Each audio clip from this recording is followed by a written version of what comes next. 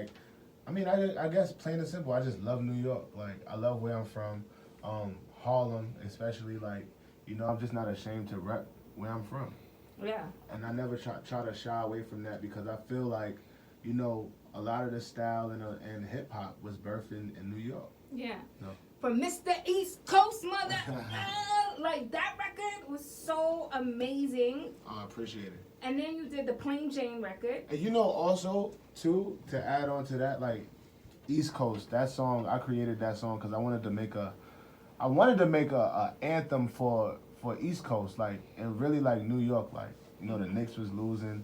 I wanted them to start winning. I wanted them to feel like they had a song, and I wanted, like, people to be proud of where they was from. So I kind of do that too. Like, I like speaking things into existence through my music. Wow. Yeah. And I forgot who was on a remix. It was Remy. By the way, y'all gotta perform that record at Summer Jam. Oh man, you trying to set me up? And who else was it on a remix? It was mad people on a remix, and it was just so much people. I can't. What was the vision? Remy, what was the vision behind that? So the whole vision, what was supposed to happen was I was supposed to do an Every Coast remix. That's how Ross wound up being on the remix, because I was supposed to do one for the South, one for just different places. And yeah, it didn't wind up that way, but I wound up just getting a lot of verses. No, that video was fire. Oh, I appreciate it. Yeah, that video was insane. And then after that, you cooked up the Plain Jane record. Yep, Plain Jane. That was next after East Coast, right? Yeah, and that was a big record for you. Double platinum.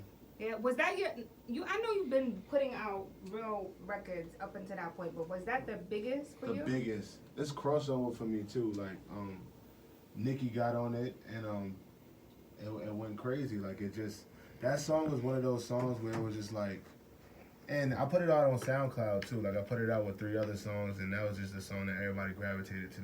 But I knew that was gonna go, but I never knew it was gonna be as big as it is. No, that beat was so fire. We gotta talk about that beat. Kirk Knight. Yeah. Shout out to Kirk. There was some controversy over because the G-Eazy record came out around the same time as that record. And it had similarities in the production. Right. And people felt like some, not all, that G-Eazy kind of took that swag of Plain Jane when you put that F with me and get some money. I think that's easy to say that, but if we put it out at the same time, I don't think it was like he didn't. I wasn't playing the song for nobody. Right. Like, so we probably were just on the same frequency. Mm-hmm. Like, you know, everybody's inspired by Juicy J, 3 6 Mafia, and I just think that, and he got my bro on there too. So I looked at it like a win for both of us, really, because Rocky is on the radio and I'm on the radio. So, and it was playing it back to back, so it just sounded like ASAP was winning. Yeah, but the crazy thing when you throw that record on in the club, I think too.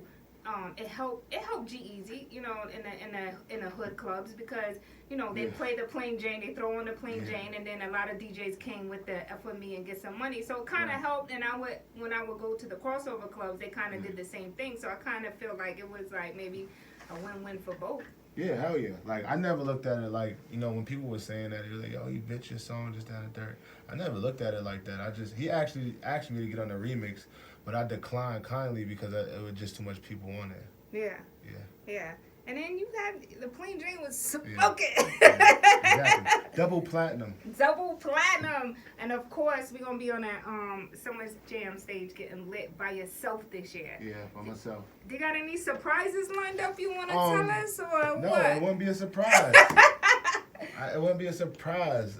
Look, we got some tickets I want to give away later, too. Oh, let's give away some tickets. I want to give away some tickets. It's a rack of people hitting my phone up for tickets. So if you got some extras, please, because they be hassling me. Y'all don't understand, like, Summer Jam is, like, one of the biggest, and still one of the biggest events in the world. Yeah. Like, people in LA, people everywhere talks about Summer Jam. And still to this day, people on my block, people... my family, everybody, like, people who don't go to the shows, they like, yo, my auntie is calling me, yo, can I go with you to Summer Jam? And I'm like, yo, I didn't speak to you, like, and forever. And you want to go to Summer Jam with your friend, +1, like. But you know what it is, though? Summer Jam could either make or break an artist. Yeah. That's the thing. It's such a culturally driven event. You want to hear about my worst Summer Jam experience? Yeah, I do. Tell me. All right, so I was coming out on DJ Mustard's set, right? Uh-huh. This was about like 3 years ago, and my music completely cut out. No way. Word. It was something like, I thought it was Ebro at first. I don't know why. I was like, yo. Blame Ebro. Like, this is when like Ebro was like angry man. Like everybody was mad at Ebro. So I was just like, yo, he jeopardized my show. But like we're like, that's my bro. Like Ebro would never do nothing like that. But I went out there and I performed, and like 30 seconds into like work, it just like shut off on me. No way. And I felt like, how is this gonna happen in a stadium this big? Wow. Yeah, it was crazy. So how did you rebound? Like what was going through your head? I was like, this is only happening so I can overcome this and become stronger. I felt like it was one of them things, like God just put me there, like, yeah, take this in and you're gonna be like powerful after that.